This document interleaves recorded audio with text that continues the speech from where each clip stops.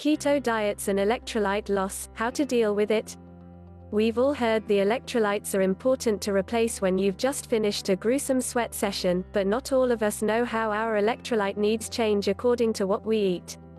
With the keto diet, your body changes the way it handles electrolytes and water. This means that when you first switch from a standard carby diet to a ketogenic one, electrolyte loss and dehydration can happen. But ensuring you've got enough on board isn't difficult. First, let's start out with the basics. What are electrolytes? Electrolytes are minerals that carry an electric charge when dissolved in your bodily fluids, be it blood, urine or sweat. They are found in two locations within the body, inside your cells within the intracellular fluid (ICF) or outside your cells within the extracellular fluid (ECF). Outside of the cell, the major electrolytes are sodium chloride. Inside of the cell, the major electrolytes are potassium phosphate. On top of these dominant electrolytes, we also have magnesium, calcium, and bicarbonate, all of which play important roles, as well. While electrolytes may seem like a minor part of the bodily function, they're actually pretty crucial moment to moment. Electrolytes' role in the body. Electrolytes play a major role in the body, and when we're low on them or have imbalances, it can harm the body. Here's why it's important to maintain proper balance. Infographic showing how electrolytes loss affect the body. Nervous system function. The nervous system functions on a system of electrical signals sent traveling between the brain and the rest of the body. These signals are electrical impulses generated when the electrical charge of a nerve cell membrane changes, due to the cellular inflow and outflow of electrolytes. Read now. How does a keto diet affect stress hormones? In order for an impulse to be transmitted, an exchange of sodium and potassium between the ECF and ICF must take place. Sodium moves through the membrane to the inside, while potassium moves to the outside. This exchange between the inner and outer region of the cell causes the nerve impulse along the axon to fire. See muscle function below for a more detailed description on how an action potential is initiated. Muscle function. In order for nerve impulses for muscle contraction to be transmitted, the proper balance of sodium and potassium is crucial. These minerals participate in creating the necessary action potential required for muscle contraction by moving in and out through the cell membrane. The pattern they follow is to gain a positive charge, depolarize, reach a maximum, lose that positive charge, repolarize, and finally settle back to the baseline charge, too. Ultimately, it is the electrolyte calcium that floods the muscle cells, resulting in a cascade of interactions leading to muscular contraction. Magnesium and chloride also play roles in this. In fact, at rest, magnesium binds with motor proteins in cell and helps to maintain the relaxed state of muscles. Chloride also plays a role in maintenance of a muscle cell's resting state. Hydration. Electrolytes are critically important during bouts of high-intensity or prolonged physical activity. When we refer to electrolyte balance, however, we're talking about the balance between water and electrolytes. Electrolytes, especially sodium, help to maintain normal fluid levels with the body. The amount of fluid in a specific body compartment is regulated by the concentration of electrolytes present within it. When electrolyte concentration is high, fluid moves into that compartment, whereas if electrolyte concentration is low, fluid moves out. As the body continually moves electrolytes in or out of cells, fluid levels fluctuate. Therefore, maintaining appropriate concentrations of electrolytes is critical to maintaining fluid balance within body compartments. pH balance. Several organs are involved in maintaining proper pH within the body. Lungs, heart, pituitary, adrenals, kidneys, blood vessels, parathyroids. The body maintains a pH within a very narrow range of 7.35 to 7.45 via keeping the ratio of bicarbonate and carbonic acid around 20 to 1:4. If carbonic acid concentration increases, i.e. pH decreases, the body goes into acidosis, whereas if the bicarbonate concentration increases, pH increases, the body goes into alkalosis. Both conditions can be associated with severe health consequences. While the aforementioned systems all play a role in pH maintenance, the lungs and kidneys do the vast majority of work. The kidneys function to retain or excrete sodium bicarbonate, as well as excrete overly acidic or alkaline urine. They also help to reabsorb sodium bicarbonate and secrete free hydrogen atoms, ions. The lungs function to retain carbonic acid in the form of carbon dioxide, or rapidly excrete it by increases respiration rate. When either of these buffer systems fail to maintain homeostasis, there is a resulting imbalance and pH changes. Oh, how are they regulated? Electrolytes are regulated by a few different mechanisms. The kidneys help maintain proper electrolyte concentrations by filtering electrolytes and water from the blood. They return some to the blood and excrete any excess into the urine for elimination. The endocrine system. The vascular system, the heart transports electrolytes in the blood to the rest of the body with every pump. The gastrointestinal system, the stomach secretes gastric juices, which are rich in chloride ions. Infographic showing how electrolytes are regulated in the body, from the cardiovascular system to the gastrointestinal process. Together, the electrolytes work to keep your body functioning optimally and all systems working as they should. But individually, each electrolyte has its own unique function. Sodium, as the main ion present in the extracellular fluid, sodium has a critical role in maintaining what's called the osmotic pressure gradient. It exists between the inside of cells and their surrounding environment. Sodium comprises about 90% of extracellular positively charged minerals and therefore plays a very important role in electrical impulse transmission in nerve and muscle fibers. Sodium also plays a role in pH regulation, as well as some involvement in regulating cell membrane permeability. 5. Potassium, as the main intracellular mineral present in the body, potassium has a major role in regulating muscle contraction. It plays an important role in maintaining proper function of the heart muscle, ensuring it contracts and relaxes properly. Potassium also plays a minor role in maintaining proper pH. 6. Chloride is another major extracellular mineral that, like sodium, also plays a role in maintaining proper extracellular fluid volume and osmotic pressure between the ICF and ECF. 7. Calcium, the majority of calcium in the body is contained in bones and teeth.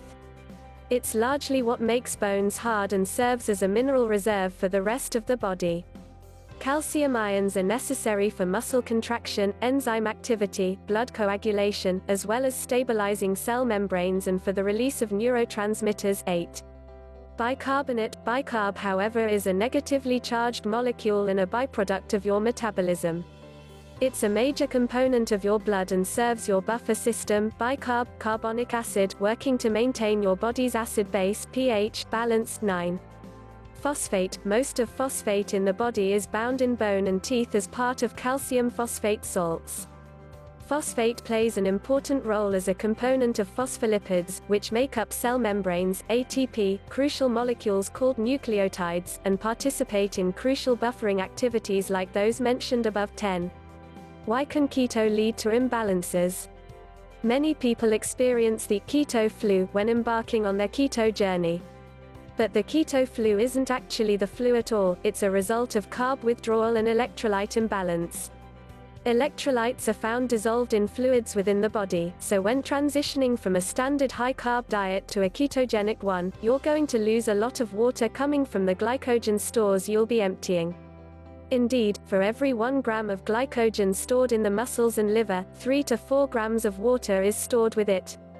So as you deprive your body of carbohydrates, you will use up the glycogen stores and the water and electrolytes along with it, resulting in electrolyte loss. This is the factor explaining the drastic weight loss that can happen in the first few weeks on a ketogenic diet. As we mentioned above, when we lose water on the keto diet, we also lose electrolytes. This is simply because they naturally dissolve in water. The main electrolytes we lose when starting on the keto diet are sodium, magnesium, potassium and calcium. It's important to replace them according to your need. By eliminating processed foods from the diet and restricting our total carbohydrate intake, we may also be unwittingly lowering out salt or sodium intake.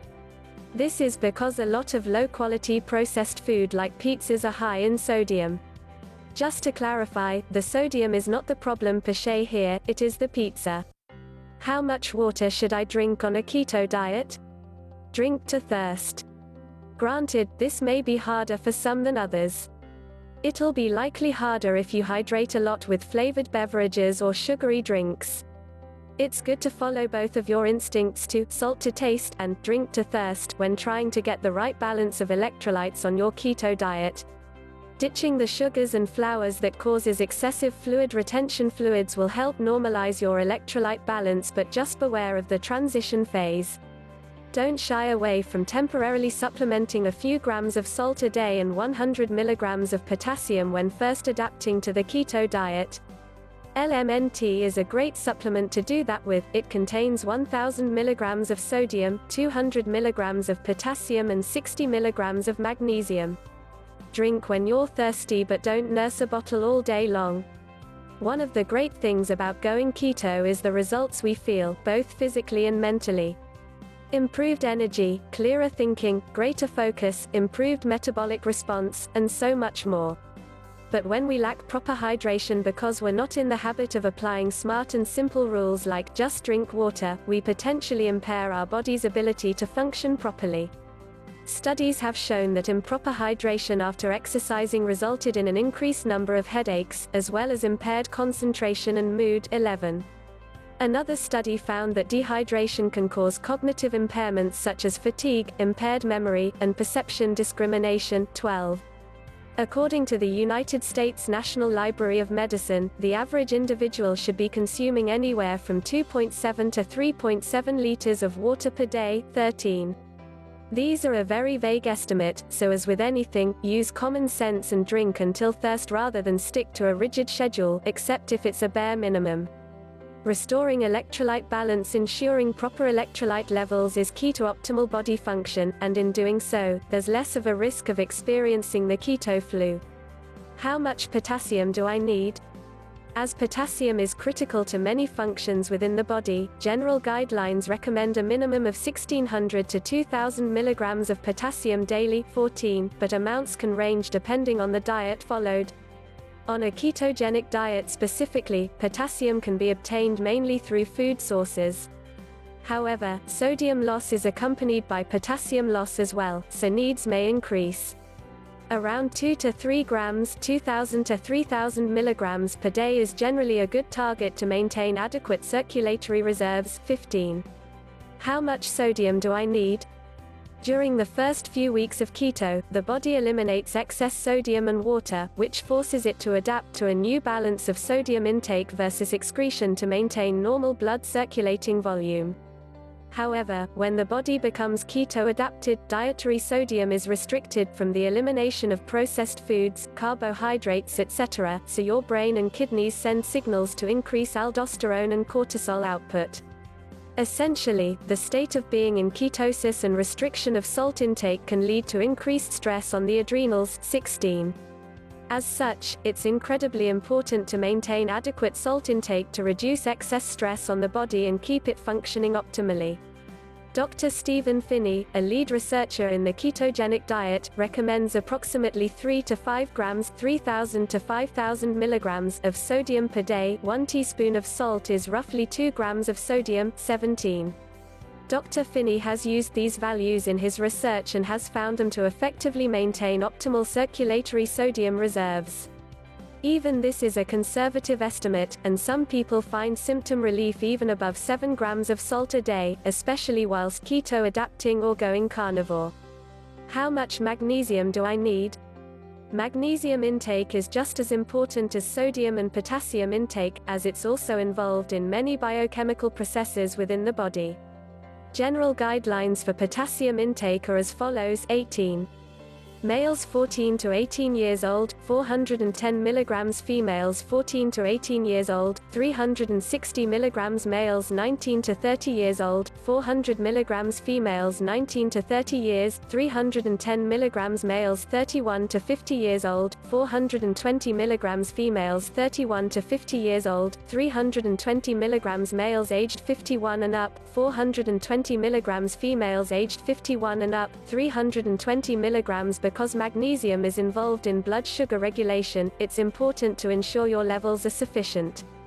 Muscle cramps are often an indicator of low magnesium levels but not necessarily low dietary intake. How your body uses magnesium matters a great deal too.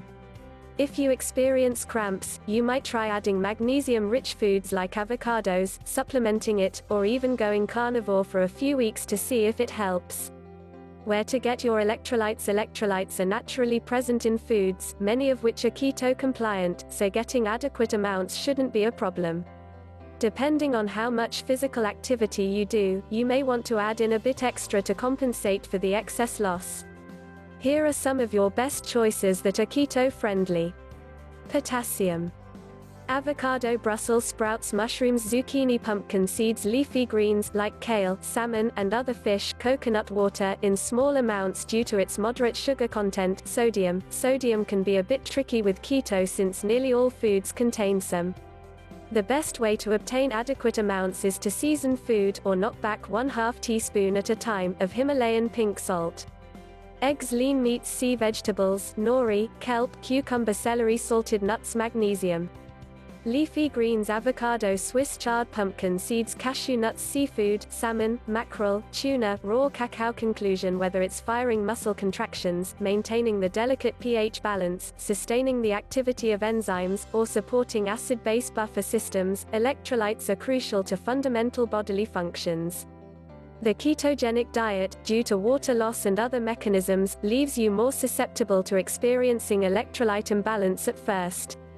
So pay attention to your intake during that phase. There are many foods that are keto compliant that will provide you with adequate amounts of electrolytes, but this doesn't mean supplements couldn't be of help.